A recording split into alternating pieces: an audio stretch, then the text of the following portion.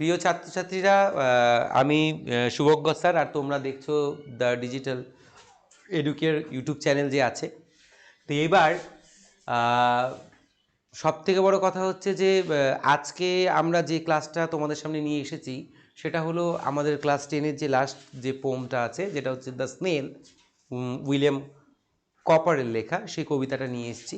কবিতাটা পড়ার আগে বা তোমাদেরকে সেই কবিতার গুরু তত্ত্বগুলো বোঝাবার আগে একটা কথা বিশেষভাবে বলতে চাই তোমাদেরকে, যেটা তোমরা মন প্রাণ দিয়ে সবাই শোনো। দেখো, সম্প্রতি মাধ্যমিকের রেজাল্ট কিন্তু বেরিয়ে গেল। গোটা রাজ্য জুড়ে একটা উৎসব আনন্দের পরিবেশ। হ্যাঁ, কৃতি ছাত্রছাত্রীরা তাদের যোগ্যতা প্রমাণ করার মধ্য দিয়ে এটা দেখিয়ে দিয়েছে যে আগামীকাল বা আগামী দিনে তারা অবশ্যই এই দেশের ভাবী দায়িত্ববান নাগরিক হয়ে উঠতে পারবে। তাদের জন্য আমরাও অনেক শুভেচ্ছা, অনেক ভালোবাসা জানাচ্ছি তাদেরকে। আর যারা তোমাদেরকে দেখছো, আগামী দিনে যারা তোমরা এই কর্মকাণ্ডে তোমরা নিজেদেরকে নিয়োজিত করবে বা তোমরাও এই যুদ্ধে নামবে, তাদের উদ্দেশ্যে বলা যে দেখো, প্রত্যেকটা বিষয়ের কনসেপ্ট ধরে ধরে পড়ো। প্রত্যেকটা বিষয়ের যে বিষয়গুলো যেগুলো স্কুলে পড়ানো হচ্ছে, তোমরা কোচিংয়ে করছো, আমাদের লাইভ ক্লাস, আমাদের রেকর্ডেড ক্লাসগুলো দেখছো, যারা তোমরা দেখছো, যারা এখানে বসে আছো অফলাইনে এবং যারা অনলাইন প্ল্যাটফর্ম থেকে দেখছো, তাদের সবাইকে বলবো যে কনসেপশন ক্লিয়ারটাই কিন্তু সবথেকে বড় জিনিস। পড়াটা শুধু মুখস্থ করে পড়লে চলবে না, বিষয়ের গুরুত্ব বুঝে ধারণা স্বচ্ছ করে তারপর পড়তে হবে। পড়াটা যেন ঘড়ি বা দিন পড়া না হয় যে এত ঘন্টা আমি পড়ি, এরকমটা নয়। কিন্তু কতটা পড়ো, কতটা কোয়ালিটি, কতটা প্রোডাক্টিভ সেই পড়াটা, সেটা কিন্তু বুঝে নিয়ে পড়তে হবে। এবং প্রত্যেকটা জায়গায় প্রত্যেকটা কনসেপশন ভালো করে ক্লিয়ার করতে হবে, কোথাও যেন কোনো রকম দ্বিধা না থাকে। আর সবথেকে বড় একটা জিনিস, প্রতিদিন একটা মক টেস্টের আয়োজন করো। হ্যাঁ, সেলফ ক্ল্যারিফিকেশনের জন্য, সেলফ জাজমেন্টের জন্য, যে তুমি কতটা প্রিপারেশন নিয়েছো, তোমার preparation either good or bad, বা it is running towards my achieved বা ডিজায়ার ডেস্টিনেশন, এরকম আছে কি না সেটা দেখার জন্য প্রতিদিন মক টেস্টগুলো নিজেকে নিজে তৈরি করে নাও, ধরো, বারবার করে লিখো, দুপুরবেলায় ভালো করে বসে লেখার অভ্যাস করো। আর অবশ্যই বলবো, স্নান, খাওয়া দাওয়া, ঘুম, এগুলোর জন্য যে পর্যাপ্ত পরিমাণে হয়, অন্তত 7 থেকে 8 ঘন্টা ঘুমের কিন্তু অত্যন্ত জরুরি। তাই এই ঘুম বাদ দিয়ে পড়াশোনা করে কিন্তু বেশি দূর আগানো যায় না, সেটাও বলে রাখছি। নিয়ম মাফিক পড়াশোনা করে এগিয়ে যেতে হবে, কনসেপশন ক্লিয়ার করতে হবে এবং নিজেকে ভালোভাবে প্রস্তুত করতে হবে। তবেই তোমার কাঙ্ক্ষিত যে আশা বা স্বপ্ন, সেটা একদিন নিশ্চয়ই পূরণ হবে। যাক, এবার চলে যাব আমরা কবিতার মূল ভূখণ্ডে। যেটা আজকে কবিতা পড়ব, কবিতাটা হচ্ছে দ্য স্নেল। স্নেল আমাদের সকলেরই পরিচিত। স্নেল হলো আসলে কি বলতো, শামুক। শামুক আমরা সবাই চিনি জানি। বর্ষাকালে বাড়ির এপাশে ওপাশে আনাচে কানাচে বেশ স্বাচ্ছন্দ্যে ঘুরে ফিরতে দেখা যায়। এবং কখনই তার কিন্তু কোনো ঝুন্ড বা তার কিন্তু দল আমরা দেখতে পাইনি। সে সিঙ্গেলই ঘোরে। একটু লক্ষ্য করে দেখবে, একাকী থাকে, একাকী চলে, এরকম একটু একলাসুরা না, একলাসুরা নয়। ব্যাপারটা কি, সে একাকী থাকে, একাকী ঘুরে, ব্যাপারটা কি? ব্যাপারটা হচ্ছে সে সম্পূর্ণ আত্মনির্ভরশীল। আজকের দুনিয়ায় দাঁড়িয়ে কিন্তু আমাদেরকে আত্মনির্ভরশীল হয়ে ওঠাটা অত্যন্ত প্রাসঙ্গিক। মনে রাখতে হবে, আমি যদি সৎ পথে চলি, সৎভাবে আচরণ করি, নিজের মোটিভেশনগুলোকে ঠিক জায়গায় রেখে নিজের মোটিভটাকে পাওয়ার চেষ্টা করি, নিজের ড্রিমটাকে অ্যাচিভ করার চেষ্টা করি, তাহলে আমাকে আত্মনির্ভরশীল হতে হবে। ভালো করে খাটতে হবে, ভালো করে পড়তে হবে, বুঝতে হবে। সেই যে আত্মনির্ভরশীল হয়ে থাকার যে ব্যাপারটা, সেটা কিন্তু আজকে শামুক কথা না বলেও যেন কেন আমাদেরকে বলে দিয়ে যাবে, শিখিয়ে দিয়ে যাবে। তো যাই হোক, তা আমরা এবার কবিতার মূল জায়গায় যাব। তার আগে আমরা কবি পরিচিতিটা পড়ে নিই। উইলিয়াম কপার সম্বন্ধে আমরা দুই একটা কথা চট করে জেনে নিই। আচ্ছা,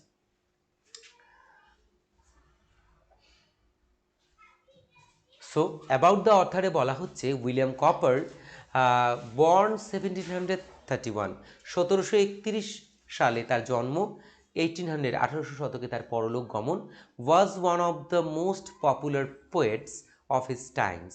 তার সময়কার, অর্থাৎ 1731 থেকে 1800, এই যে সময়কাল, তার জন্মের পরেই তো তিনি কবিতা লিখেননি।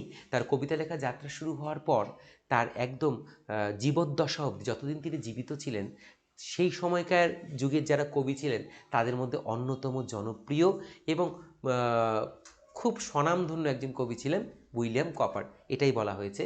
Copper change the direction of 18th century nature poetry by writing about the English countryside and the everyday lives of people. 18 শতকে লেখার একটা বিশেষ বৈশিষ্ট্য ছিল। 18 শতকের ইংরেজি সাহিত্যের ইতিহাস যদি তোমরা পড়ো, তোমরা জানতে পাবে যে সেই সময় প্রকৃতিকে ভীষণ প্রাধান্য দিয়ে লেখালেখি চলতো। সে প্রকৃতির একটা আলাদাই কদর বা দর ছিল সেই সময় সাহিত্যের জগতে। সেই যে কনভেনশনাল ট্রেন্ড বা প্রথাগত বা যে চলগত বা সময়গত যে আচরণ বা যে ধারা বই ছিল, তাকে সম্পূর্ণ ঘুরিয়ে দিয়ে তিনি কিন্তু কি করলেন, মানুষের দৈনন্দিন জীবনযাপন, হ্যাঁ, একটা দেশ, সেই দেশে বসবাস করা মানুষের জীবনযাপন, হ্যাঁ, সেই মানুষের জীবনের যে ভাবনাগুলো, চিন্তাগুলো, সেটাই তার কবিতার বিষয়বস্তু হয়ে ওঠে এবং তিনি খুব অডিয়েন্স ক্যারি করেন, কিন্তু খুব পপুলার হয় তার কবিতাগুলো, সবাই খুব লুফে নেয়। হিজ ফেমাস ওয়ার্কস ইনক্লুড অনলাই হাইমন্স অ্যান্ড দ্য টাস্ক। এটা হচ্ছে তার দুটো শ্রেষ্ঠ সাহিত্য সৃষ্টি, যেগুলো পড়লে আমরা এই মানুষটার সম্বন্ধে আরও বেশি জানতে পারবো, তার সাহিত্য প্রতিভা, তিনি কতটা কুশল ছিলেন, সেই জিনিসগুলো আমরা জানতে পারব। আচ্ছা, এবার চলে যাব কবিতার আউটলাইনে। তো আউটলাইনটা কি বলা হচ্ছে, কবিতাটা পড়াবার আগে একটা সুন্দর ছবি তোমাদের সামনে তুলে ধরা হয়েছে, যেটা আমাদের ওয়েস্ট বেঙ্গল যে বোর্ড আছে আমাদের যে মাধ্যমিকের, সেই বোর্ডের দ্বারা নির্মিত যে বই, সেই বইয়ের মধ্যে যে কবিতাটা রয়েছে আমাদের, কবিতার সেই ইমেজ ইলাস্ট্রেশনটা এরকম একটা পাতা, তার মধ্যে একটা শামুক লেগে আছে। এই ছবিটা দেখতে পাচ্ছি, ছবিটা কিন্তু খুব তাৎপর্যপূর্ণ। এই ছবিটা কিন্তু পুরোপুরি কবি কিন্তু তার কবিতায় ফুটিয়ে তুলেছেন, এই ছবিটাই ফুটিয়ে তুলেছেন, দেখবে তোমরা। এবার কি বলা হচ্ছে দেখো, the poem takes us into the private world of a snail. কবিতাটিতে আমরা দেখতে পাই যে কবিতাটি আমাদেরকে নিয়ে যাবে কোথায়, যেমন করে ক্যাট পড়ার সময় আমরা দেখেছিলাম যে লেখক আমাদের খুব অল্প সময়ের মধ্যে বেড়ালের সেই জগৎটা, যেটা আমাদের কাছে সম্পূর্ণ অপরিচিত, অধরা ছিল, সেই জায়গাটায় নিয়ে গিয়েছিলেন। এখানেও ঠিক তাই। কি বলেছে, the poem takes us into the private world of a snail. একটা শামুকের যে একদম নিজস্ব ব্যক্তিগত যে জগৎ বা পৃথিবী, সেটা কেমন হয় তার একটা আউটলুক কিন্তু এই কবিতা আমাদের দেয়। Where it is seen to lead a self sufficient life. যেই জগতে ঢোকা মাত্রই, যে জগতে প্রবেশ করা মাত্রই আমরা এমন একটা কি বলবো, অ্যানিমেলের সাথে পরিচয় ঘটছে আমাদের, এমন একটা প্রাণীর সাথে পরিচয় ঘটছে যে প্রাণীটা সম্পূর্ণ নিজের উপর নির্ভরশীল, সেলফ সাফিসিয়েন্ট, অর্থাৎ যা আছে আমার কাছে সেটাই যথেষ্ট, যা আছে আমার কাছে সেটাই যথেষ্ট এবং সেটাই সাফিসিয়েন্ট। এটাকে মনে করে চলা, এটাকে ভেবে নিয়ে জীবনটাকে লিড করার মধ্যে যে আনন্দটা, সেটা আমরা কিন্তু এখানে দেখতে পাই। We are allowed to observe in minute detail the small yet self contained world in which a snail lives. অর্থাৎ এখানে আমাদেরকে একটা অনুমতি দেওয়া হয়েছে। উই আর অ্যালাউডেড, প্যাসিভ ভয়েসে লেখা হয়েছে এই আউটলাইনটা, এই লাইনটা, যে আমাদেরকে অনুমতি দেওয়া হয়েছে এই মর্মেই যে কোনো কিছু বুঝতে গেলে, কোনো কিছুকে জানতে গেলে যেটা দরকার সেটা হচ্ছে একটা অনুমতি, অর্থাৎ যে আমাদেরকে সেটা দেখাবে বা যে সেটা আমাদের সামনে তুলে ধরবে, সেই অনুমতিটা কবি নয়, সেই অনুমতিটা স্নেল আমাদের দিয়েছে দেখার জন্য তার যে ব্যক্তিগত জীবন, তার যে সে প্রাইভেট ওয়ার্ল্ড, সেখানে সে নিজের উপরে সম্পূর্ণ নির্ভরশীল হয়ে, তাকে একটা ছোট্ট প্রাণী, সে নিজের উপর নির্ভরশীল হয়ে কেমন করে তার জীবনটাকে কাটায়, কেমন করে সে লাইফটাকে এনজয় করে, সেই জিনিসগুলো আমরা কবিতার মধ্যে দেখতে পাবো। বুঝতে পারলো তো? মনে রাখবো, শামুক কিন্তু এমনই একটা প্রাণী যে সম্পূর্ণ নিজের উপর নির্ভরশীল এবং কোনো মতেই সে কারোর উপর নির্ভরশীল নয়। ঠিক আছে, এবার কবিতার একে একে অংশগুলো আমরা এগিয়ে যাই।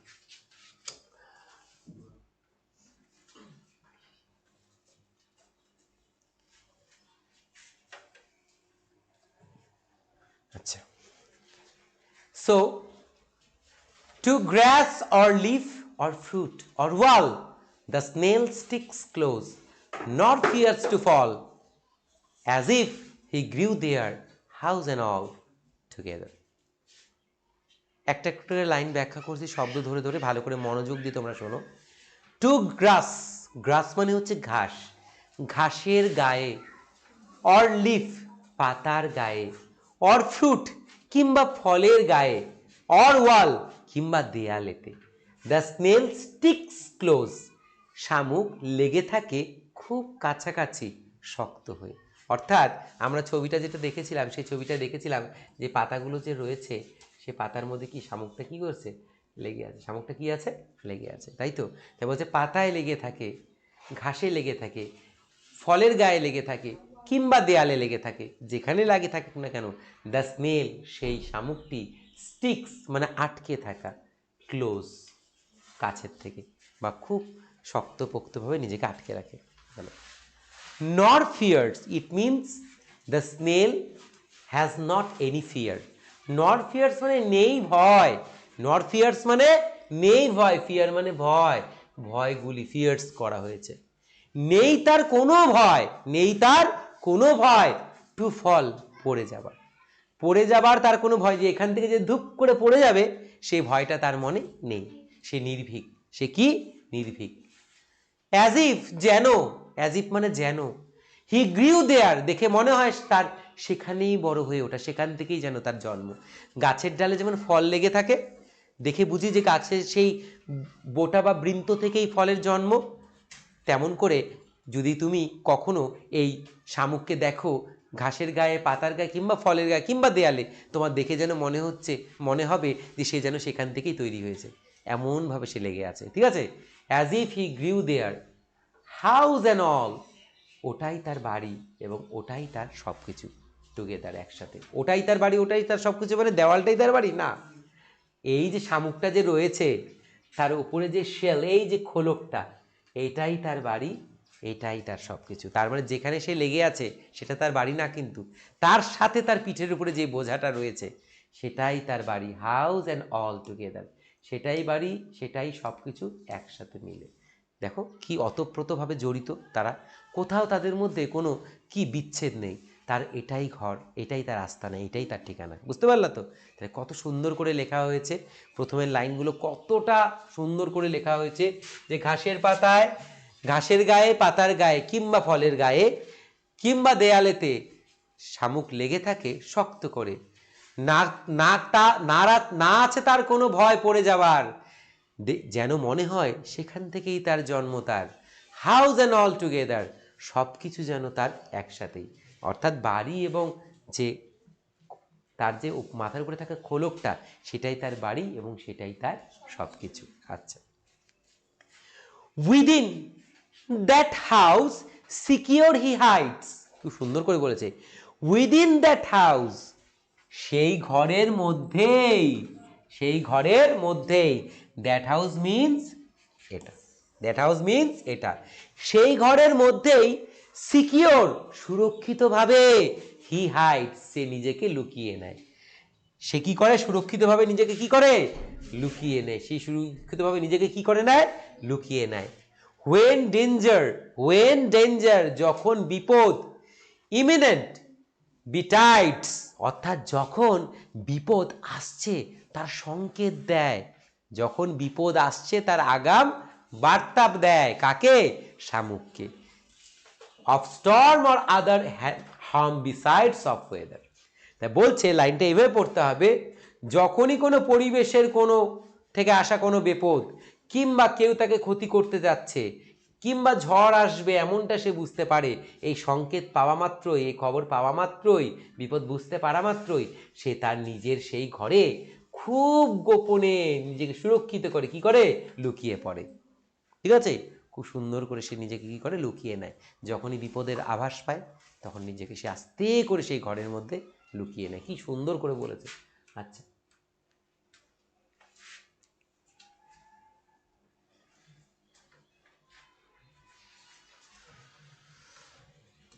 তারপর কি বলেছিলাম, গিভ দাও but his horns the slightest touch, দিয়ে দেখো, আমাদেরকে কবি বলছেন দাও না একটু আলতো স্পর্শ, স্লাইটেস্ট টাচ মিনস আলতো স্পর্শ মানে কোমল একটা স্পর্শ, কোথায় দিব? গিভ বাট হিজ হর্নস, দাও কিন্তু ধীরে, দাও কিন্তু ধীরে তার শিং, এখানে এগুলোকে শিং বলা হয়েছে, কবি কি বলেছেন শিং, হর্নস এগুলো হচ্ছে আসলে চোখ, এগুলো কি শামুকের চোখ আমরা জানি, তা বলছে তার মাথার উপরে থাকা এই হর্নস, হর্নস মানে শিং, শিংয়ের মধ্যে একটু আলতো স্পর্শ দিয়ে দেখো তো কি হয়, কি হয়?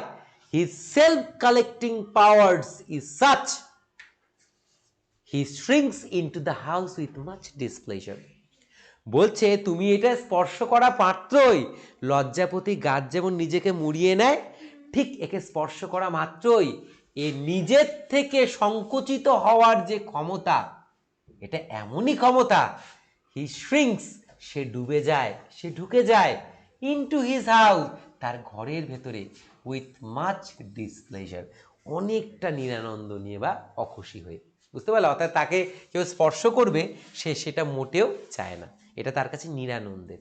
ডিসপ্লেজার মিন্স যেটা আমাদের আনন্দ দেয় না। এটা একটা প্রিফিক্স ইউজ করে, প্লেজার মানে আনন্দদায়ক, মনোরম, সুন্দর, হ্যাঁ, উপভোগযোগ্য, তাকে প্লেজার বলে।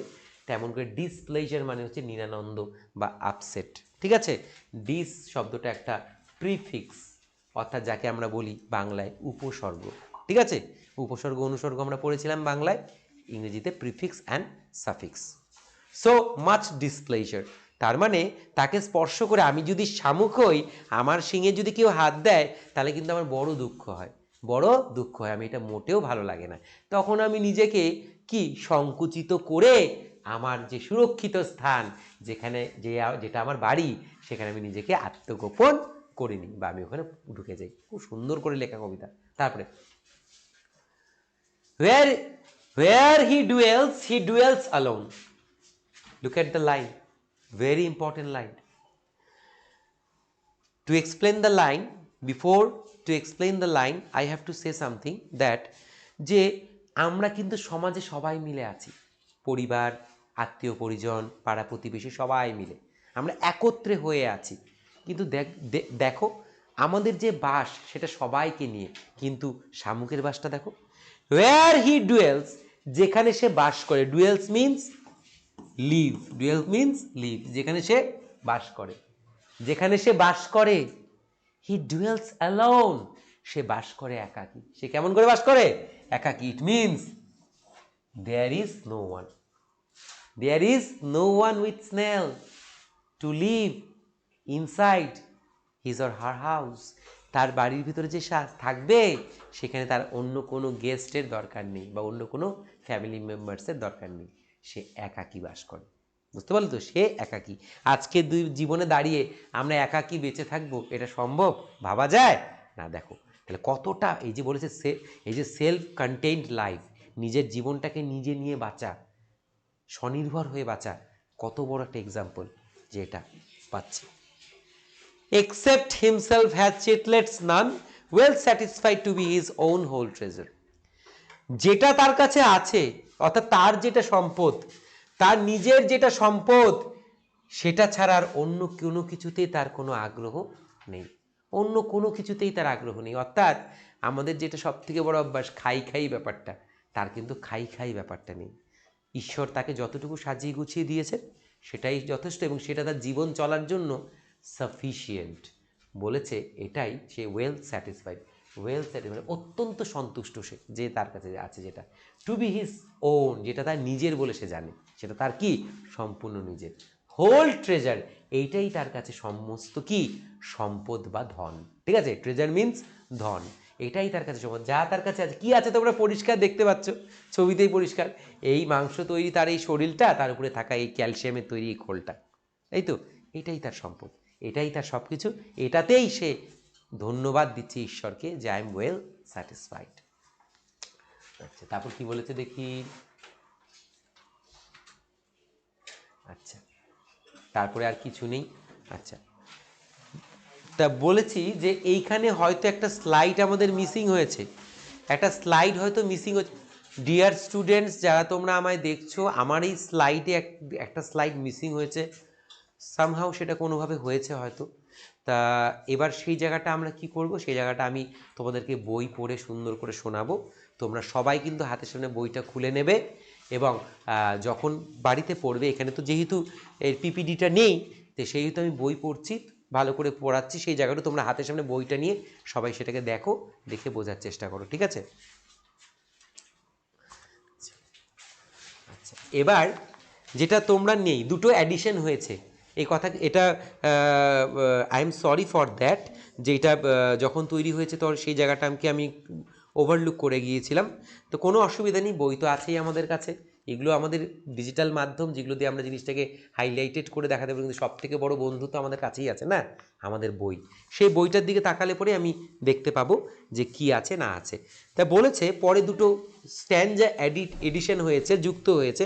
দেখো কি বলেছে, does hermit like his life he leads. দেখো যে শব্দটা তোমরা পেলে হারমিট, যে শব্দটা তোমরা পেলে শব্দটা ছিল কি হারমিট, এখানে বের করিনি আগে, শব্দটা ছিল হারমিট। দেখো HERMIT, হারমিট, একজন সাধু যে সংসার ত্যাগ করে, সংসারের সকল মায়া মোহ মমতা মোহ ত্যাগ করে একটা নির্জন জায়গায় না জীবন কাটায়, তাকে কি বলা হয়, সাধু।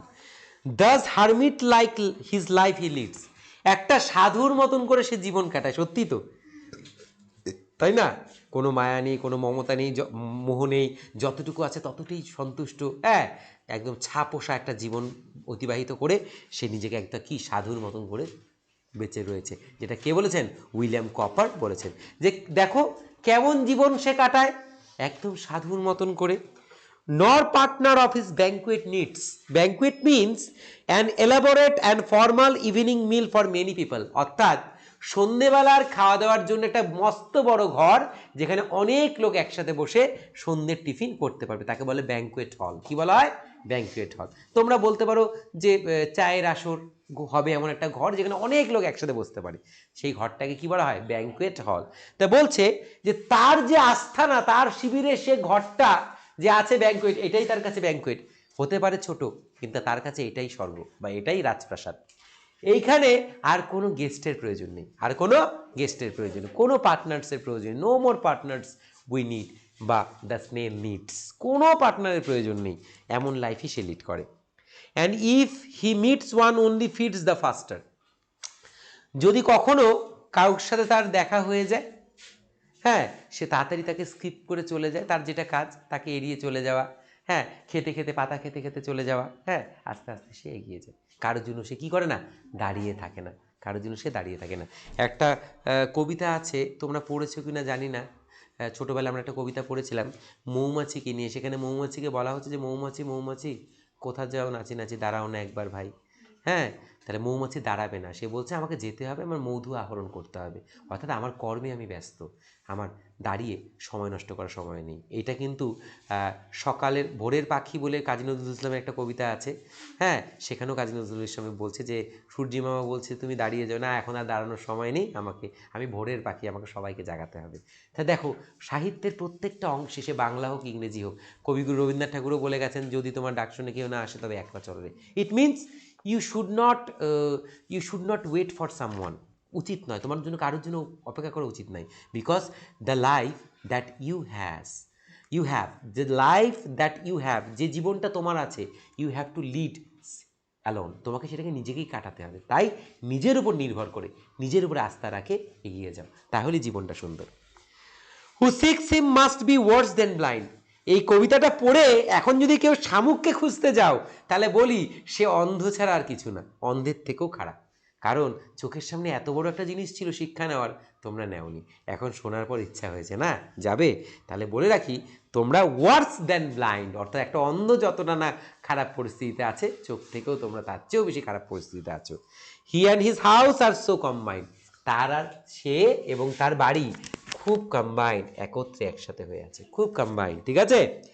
If finding it he fails to find his master, যদি if finding it he fails to find its master, যদি সে কি বলছে তাকে কেউ খুঁজতে যায়, তার বাড়ি খুঁজতে যায়, বাড়ির মালিক কিন্তু তাকে খুঁজে কোনোদিনও পাবে না, কিন্তু তার বাড়ির মালিক সবসময় এই মালিক তার গাড়ির ভেতরেই থাকে, তাই তো, আলাদা কোনো মালিক নেই, এই বাড়ির মালিক সেই, ঠিক আছে তো। তা এই হলো কবিতাটা, কবিতাটা অসম্ভব সুন্দর কবিতা একটা, হ্যাঁ, খুব অডিয়েবল কবিতা, শ্রুতিমধুর, খুব সুন্দর। এবার যেহেতু কবিতাটা আমরা পড়লাম, পড়ে শুনলাম, কবিতাটা তোমরা বাড়িতে ভালো করে পড়বে, শব্দার্থ দিয়ে সুন্দর করে পড়বে। এবার আমরা চট করে কি করি বলো তো, কবিতার যে প্রশ্ন উত্তরগুলো আছে, যে সেশনটা আছে, গ্রামাটিক্যাল এবং যেটা এমসিকিউ সেশন আর ট্রু ফলস সেশন, সেটাকে আমরা 1 by 1 করে ফেলি। আচ্ছা দেখি সেই স্লাইডটা আমাদের এখানে আছে নাকি, আই হোপ সেটা এখানে আছে, দেখে নেওয়া যাক। Let me check, okay, there is আছে এটা, এবার তোমাদের সাথে এটা আমি শেয়ার করব। দেখো কি বলছে, চুজ দ্য কারেক্ট অল্টারনেটিভ, বেছে নিতে হবে সঠিক পছন্দটি, to complete the following sentences, নিম্নের প্রশ্নগুলি সমাধান করতে আমাদেরকে এটা বেছে নিতে হবে। সবাই স্ক্রিনের দিকে তাকাও, কনসেন্ট্রেশন ব্রেক করো না, সবাই স্ক্রিনের দিকে তাকাও, ভালো করে বোঝার চেষ্টা করো। With the slightest touch the snail shrinks into its house with, বলছে কি বলেছে, বলেছে with the slightest touch, with the slightest touch,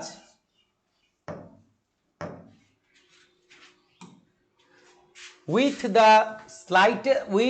the slightest touch, অর্থাৎ কোমল আলতো যে স্পর্শটির দ্বারা যদি ছোঁয়া হয় কাকে, শামুককে, দ্য স্নেল শ্রিঙ্কস গুটিয়ে নেয়, ঢুকে যায়, চলে যায়, ইনটু ইজ হাউস, তার ইনটু ইটস হাউস, তার নিজের বাড়িতে, উইথ কিভাবে, pleasure, pain, surprise, pleasure means আনন্দ, পেইন মানে দুঃখ, যন্ত্রণা, সারপ্রাইজ মানে বিস্ময় বা অবাক, সামনেটা হচ্ছে ডিসপ্লেজার, নিরানন্দে, right? The answer will be number 1, displeasure. Next question, in its house the snail lives with, in its house তার নিজের বাড়ির ভেতর, দ্য স্নেল শামুকটি লিভস বাস করে, উইথ কার সাথে, parents, friends, relatives, no one, কারুর সাথেই নয়, তাই তো, কারুর সাথেই সে কিন্তু বাস করে না, সে একাকী বাস করে। আচ্ছা হয়ে গেল, তারপরে কি আছে, সো এখানে আমাদের একটা কোশ্চেন মনে হয় বাদ পড়েছে, আজকে পিপিটিটা সত্যি একটু অন্যরকম, যাক তোমরা এতে ঘাবড়াবে না, এটা এমন কিছু ভুল নয়, তবু আমি ক্ষমা চেয়ে নিচ্ছি, হ্যাঁ এটা কোনো কারণবশত সেটা স্কিপ হয়ে গেছে। পরের সেকশনটা আমরা একটু দেখে নিই বইয়ের থেকে, কি আছে কোশ্চেনটা, আমার কাছে তো নেই, বইটার মধ্যেই দেখতে হবে। আচ্ছা, the poet has compared the snail to a tree, hermit, rock, blind man, এটা সবাই জানি যে কবি স্নেলকে কার সাথে তুলনা করেছেন, হারমিটের সাথে তুলনা করেছেন, তাই তো, কার সাথে তুলনা করেছেন, হারমিটের সাথে তুলনা করেছেন, তাই না? আচ্ছা এইবার চলে যাই পরেরটাই, ট্রু ফলস সাপোর্টিং স্টেটমেন্ট, খুব ইন্টারেস্টিং জিনিস। State whether the following state whether the following statements are true or false, provide sentences, phrases, words in support of your answer. পড়ে নিয়ে বুঝে নেব, বুঝে নিয়ে সাপোর্টিং দিয়ে উত্তরটা লিখে ফেলবো। The snail fears to fall from the wall, শামুক ভয় পায় পড়ে যাওয়ার দেয়ালের উপর থেকে, is it true? No, it is false, it is false. Where is the line that I have to use to state my answer to be correct? কোন লাইনটা বলতে হবে আমাদের? The snail sticks close, তাই তো, nor fears to fall. So this will be the line, এটাই সেই লাইনটা that proves I am saying correct. The given question is false. The snail sticks close, শামুক লেগে থাকে খুব কাছাকাছি শক্তভাবে, nor fears to fall, সে পায় না ভয় পড়ে যাবার, এটাই আমাদের দিতে হবে SS, it means supporting statement.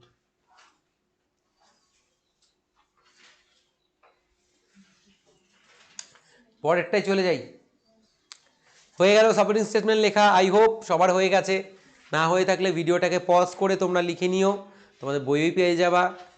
আচ্ছা তারপরে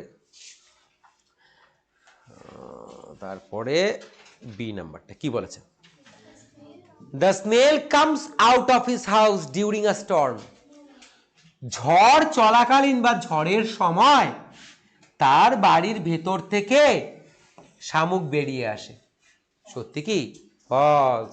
কি হয়, সে সেখানে ঢুকে যায়, তাই তো, সে সেখানে ঢুকে যায়, তাহলে এটা ফলস লিখলাম, আমরা স্টেট করলাম ফলস। এবার আমরা দেখে নেব যে আনসারটা কোথায় আছে।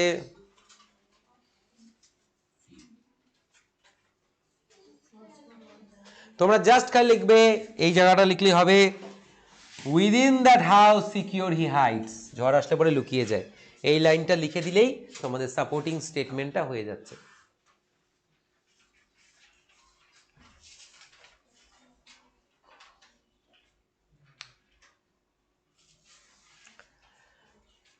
দেন আবার একটা কোয়েশ্চেন বাদ পড়েছে, আই হোপ, তাই দেখলাম স্লাইডে নেই, সেটাকে আমরা এখান থেকেই ইনক্লুড করে দেব। এখন ইনক্লুড করে আমরা দেখে নিব কি আছে। লেখা আছে the snail and his house are conjoined.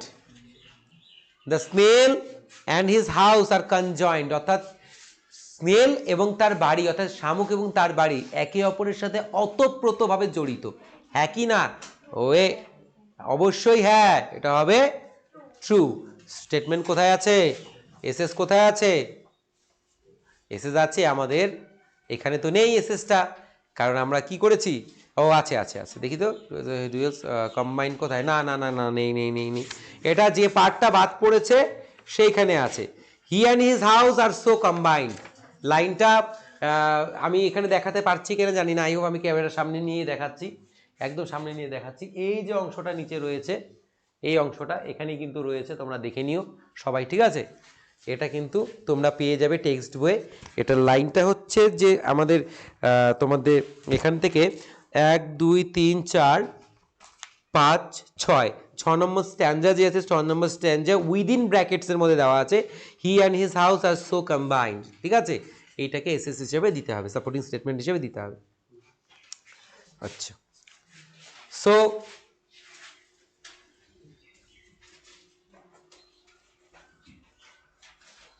now the question answer session.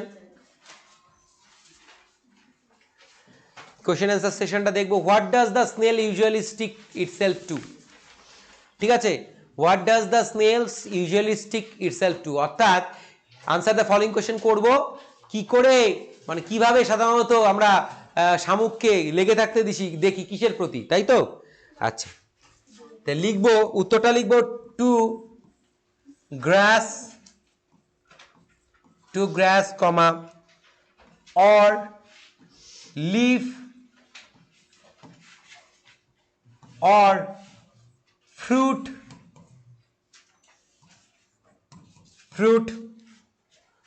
comma or wall, তারপরে এখান থেকে দ্য স্নেল ইউজুয়ালি স্টিক্স লিখতে হবে।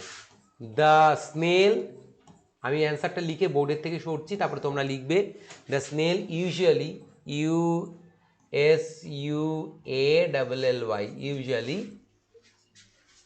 Sticks, S T I C K X, sticks close, sticks close itself, হচ্ছে close itself. To grass or leaf or fruit or wall, the snail usually sticks close itself.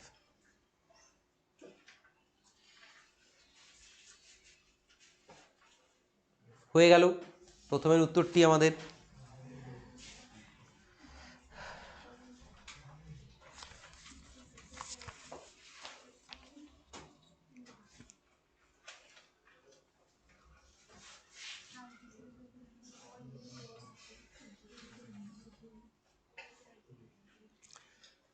হয়ে গেল। আচ্ছা, তারপরে আছে what makes the snail well satisfied, কি well satisfied করে? এটা উত্তরটা আমরা নিজের থেকে বানিয়ে লিখবো।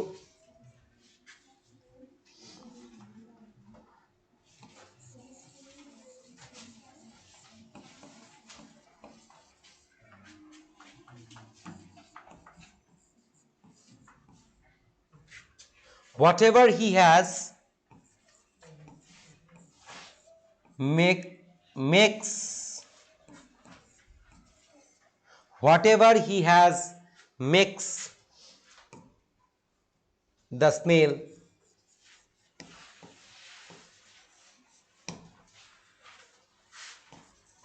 well satisfied.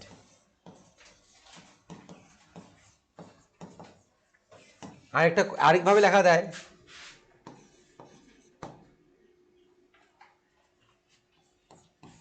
the snail's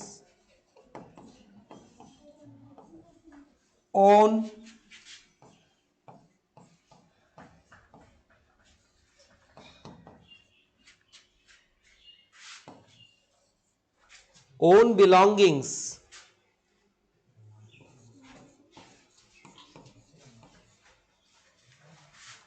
make himself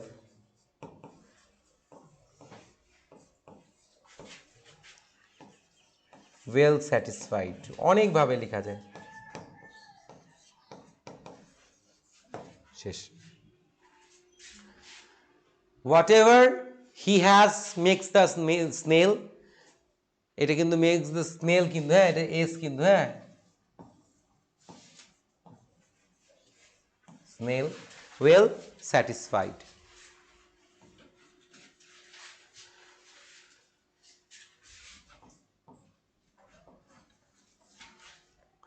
আর হচ্ছে the snail's own belongings make himself well satisfied।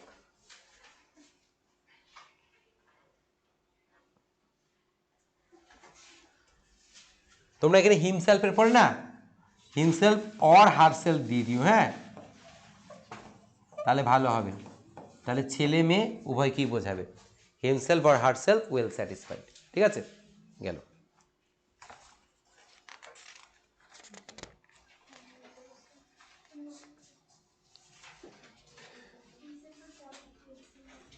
Satisfied,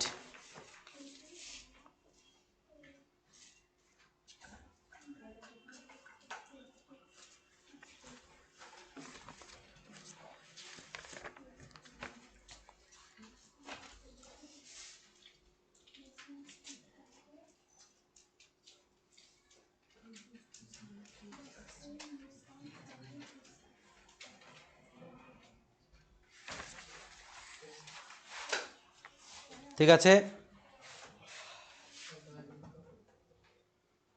তারপরে কোশ্চেনটা দেখি। আচ্ছা কোশ্চেনটা একটা বাদ গেছে, ঠিক আছে যাক, সেই কোশ্চেনটা আমি তোমাদেরকে এইভাবে না লিখে আমি কমেন্ট বক্সে লিখে দেবো, নি সমস্যা নেই, যেগুলো আছে করে নিন, নইলে বুঝতে সমস্যা হবে। আচ্ছা দেখো কি বলছে, এইবার কিন্তু গ্রামারি নিউজ, এটা কিন্তু খুব কাজের জিনিস, যেগুলো আমরা করলাম তার থেকেও বেশি কাজের জিনিস এই জায়গাটা। এখানে বলছে change the following sentences into question as directed, যেমনটা বলা হয়েছে ঠিক তেমনভাবেই তোমাকে এগুলো প্রশ্নবাচকে পরিণত করতে হবে। আর এগুলো তো সব প্রশ্নবাচক নেই, তাই না, এলে অ্যাফার্মেটিভ আছে, হ্যাঁ বাচকে আছে, আমাদেরকে কি করতে হবে, কোয়েশ্চেন মার্কে নিয়ে যেতে হবে। তার জন্য আমাদের কি জানা দরকার, টেন্স ভালো জানা দরকার। দেখো কি বলেছে, Siraj is a boy always rises early, Siraj একটা বালক বা একটা ছেলে যে সর্বদাই সকালে খুব তাড়াতাড়ি ওঠে। Interrogative sentence using does, does দিয়ে ইন্টারোগেটিভ করতে বলেছে, ডাজ দিয়ে ইন্টারোগেটিভ করতে বলছে। তো প্রিভিয়াসলি একটা নলেজ আমাদের আছে, in which tense we use does, present indefinite, তাই তো প্রেজেন্ট ইনডিফিনিটে আমরা কি লাগাই, ডাজ লাগাই। কোথায়, ইন্টারোগেটিভে। কোথায়, ইন্টারোগেটিভে আমরা কি লাগাই, ডাজ লাগাই, ডু বা ডাজ লাগাই। ডু লাগাই কখন, যখন সাবজেক্ট কি আই উই ইউ দে, আর ডাজ লাগাই কখন হি সি রাম একজন বোঝালে পরে তখন আমরা ডাজ লাগাই। So Siraj always rise early, so you have to start the sentence using does, does does ব্যবহার করে লিখতে হবে। তো কি লিখবো, আমরা নিয়মটা সবাই জানি, নিয়মটা কি আছে, প্রথমে কি করতে হবে, আমাদেরকে প্রথমে ডাজ বসাতে হবে, তাই তো ডাজ, তারপরে কি সাবজেক্ট, সাবজেক্ট কে সিরাজ, তারপরে কি আসে ভার্ব, তাই তো ডাজ সিরাজ, আচ্ছা does Siraj rises, does Siraj always, always rises লিখতে হবে, অ্যাডভার্বটা আগে দিতে হবে, always rises early, does Siraj always rises early, does Siraj always rises early, Siraj কি।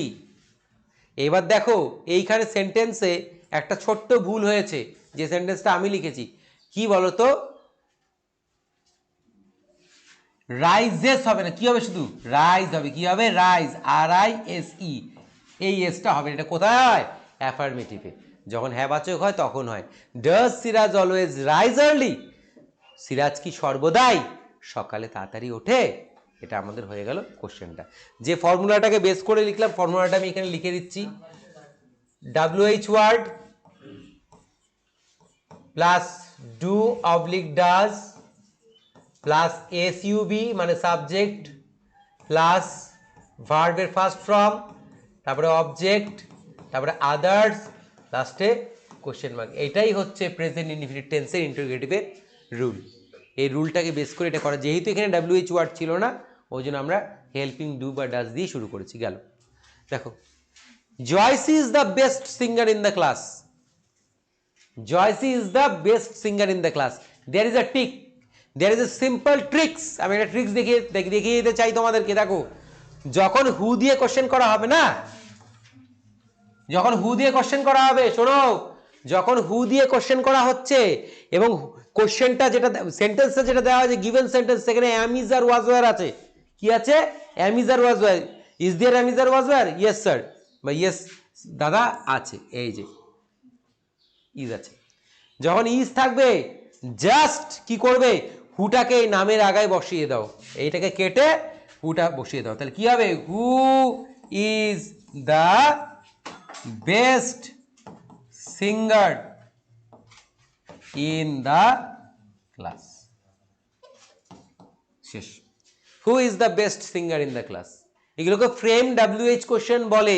এগুলো মাধ্যমিকে আসবে তোমাদের, এটাকে বলে ফ্রেম WH কোশ্চেন, অর্থাৎ প্রশ্নবাচক বাক্য তৈরি করো কোয়েশ্চেন। ফ্রেম মানে তৈরি করা, এগুলো আসবে। আচ্ছা, তারপরে দেখো হয়ে গেল, ট্রিক্সটা বুঝতে পারলে? আচ্ছা, হি স দ্য রেইনবো, সে দেখেছিল রামধনু। ইন্টারোগেটিভ কোথায়? ডিড দিয়ে, মানে পাস্ট ইনডিফিনিট টেন্স। কি? Past indefinite. পাস্ট ইনডিফিনিটের নিয়মটা এখানে লিখে দিচ্ছি। WH word plus did plus SUB mean subject plus ভার্বের ফার্স্ট ফর্ম, তারপরে অবজেক্ট, আদার্স, লাস্টে হচ্ছে কোয়েশ্চেন মার্ক। এটা হচ্ছে পাস্ট ইনডিফিনিট টেন্সের রুলস ইন্টারোগেটিভের। সেটাকে বেস করে লিখবো। হি স দ্য রেইনবো, কি লিখবো তাই? ডিড, ডিড হি, তারপরে সাবজেক্ট বসে গেল, প্রথমে WH ওয়ার্ড বসালাম, তারপরে ডিড বসালাম, তারপরে কি সাবজেক্ট, WH ওয়ার্ড এখানে ছিল না তাই বসে হয়নি, স্কিপ করে গেছি। ডিড, এবার ভার্ব বসাবো, কি? স, এটা কত আছে? সেকেন্ড ফর্ম করবো, কত কত লাগে? First form. Did he see, object কি আছে? The rainbow, the rainbow, RAINBOW, rainbow. তারপরে আর আদার্স কিছু নেই, তাই ফুল স্টপ উঠিয়ে question mark. Did he see the rainbow, সে কি দেখেছিল রামধনুকে?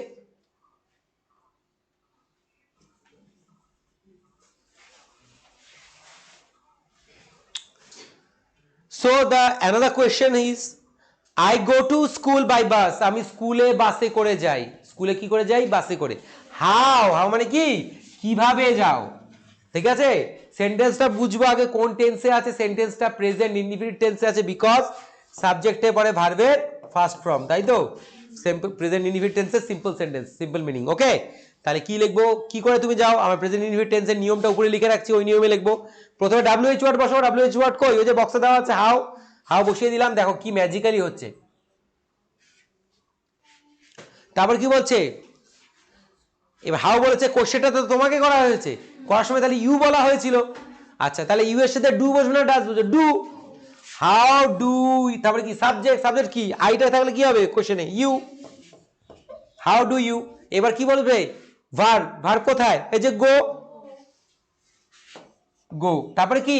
অবজেক্ট, অবজেক্ট আছে? নেই। প্রিপোজিশনের অবজেক্ট আছে কিন্তু এমনি অবজেক্ট নেই। আদার্স, কি বাকি থাকলো? টু স্কুল বাই বাস, তাই তো? বাই বাস কি বলবো না? ওটা কিন্তু উত্তর, তাই তো? এটা কিন্তু উত্তর। স্কুলে কি করে যাও, এটা কিন্তু উত্তর। আমাদের কোশ্চেনটা হচ্ছে হাউ দিয়ে, তাহলে কিভাবে চলে যাচ্ছি সেই উপায়টা যদি বলে দিই তাহলে কি আর ওটা প্রশ্ন থাকবে না? এটা কিন্তু বুঝতে হবে। তাই এখানে আদার্স আমাকে কতখানি লিখতে হবে? শুধু টু স্কুল অবধি। তাহলে how do you go to school, তুমি কি করে বিদ্যালয়ে যাও? উত্তর, I I go to school by bus, আমি বাসে করে বিদ্যালয়ে যাই। WH কোশ্চেন খুব সুন্দর একটা জিনিস, টেন্স ঝাঁ চকচকে ভাবে পড়া থাকলে পরে এটা করতে খুব ইজি হয়, খুব ভালো লাগে। আচ্ছা, এইবার করে দেওয়া হলো, তোমরা পজ করে সব লিখে নিও। এবার চলে যাব পরবর্তী সেশনে। পরবর্তী সেশন আর নেই, আমাদের সেশনটা এইটুকুনি ছিল। এইবার যেটা বলতে চাচ্ছি, দেখো ক্লাসটা করলে, প্রতিদিনের মতো বলি তোমাদের ক্লাসের শেষে, ক্লাসটা করলে ক্লাসটা কেমন লাগলো সেটা তো জানাবেই, লিখে আমাদের বলে জানাবে। কনসেপশনটা ক্লিয়ার হয়েছে কিনা সেটা বলবে। কিছু কিছু স্লাইডের অংশ বাদ হয়ে পড়ে গিয়েছিল, সেটা কোশ্চেনগুলো আমি কমেন্ট বক্সে, অবশ্যই ভিডিওটা আপলোড হবে তারপরে যখন ফার্স্ট কমেন্ট যেটা থাকবে, হ্যাঁ মানে আমি যে কমেন্টটা করব সেই কমেন্টটা দেখবে। আমার যে তোমার হচ্ছে কমেন্ট হ্যান্ডেলটা আছে সেটা হচ্ছে দেখবে যে লেখা আছে ইংলিশ সহজ পাঠ। ইংলিশ সহজ পাঠ বলে আমার একটা হ্যান্ডেল আছে, সেখান থেকে আমি কোশ্চেন অ্যান্সারগুলোর উত্তর দিয়ে থাকি। তোমরা কমেন্ট বক্সে পেয়ে যাবে ইংলিশ সহজ পাঠ। ওই ইংলিশ সহজ পাঠ থেকে উত্তরটা আসলে আমিই দিচ্ছি, ওটা বলে দিলাম। আমার যে ইমেলটা আছে সেটা বলে দিলাম, ইংলিশ সহজ পাঠ। সেখান থেকে তোমরা উত্তরটা পেয়ে যাবে তোমাদের ওই ইসের মধ্যে। আর দ্বিতীয় কথা যেটা বলবো সেটা হচ্ছে যে ক্লাসগুলো ভালো করে দেখো, ভালো করে দেখো। যেহেতু আমাদের হয়ে গেল, এবার রিভাইস পর্ব চলে আসবে। রিভাইস আমাদের দিতে হবে, গোটা বইটাকে ভালো করে বুঝে বুঝে শব্দার্থ দিয়ে প্রিপারেশন নিতে হবে, কোশ্চেন ব্যাংক সলভ করতে হবে, হ্যাঁ গ্রামার করতে হবে। অনেক কাজ পড়ে আছে, অনেক ব্যস্ততা, তাই থেমে থাকলে হবে না। তাই আর শেষে যেটা বলবো যে আমাদের চ্যানেলটাকে সাবস্ক্রাইব করে দাও যারা করনি। যারা দেখছো নতুন করে, তারা কি কি হয়েছে আগে জানতে গেলে যে আমাদের পুরনো যে ভিডিওগুলো প্লেলিস্ট থেকে চেক করো, খুব ইনফরমেটিভ, খুব হেল্পফুল। সেগুলো তোমরা দেখতে, প্রত্যেকটা সাবজেক্টকে আমাদের ইনস্টিটিউশন থেকে খুব সুন্দর করে সেগুলোকে মনিটাইজ করা হচ্ছে, মনিটাইজেশনের মধ্যে দিয়ে তোমাদের মনিটারাইজ করা হচ্ছে, সেটা দেখতে পাবে। তা এবার যেটা লাস্ট বলা, ভালো করে পড়ো, আর কেমন লাগলো সেটা লিখে জানিও। এই বলেই রাখছি, আজকে ক্লাস শেষ করলাম। Thank you.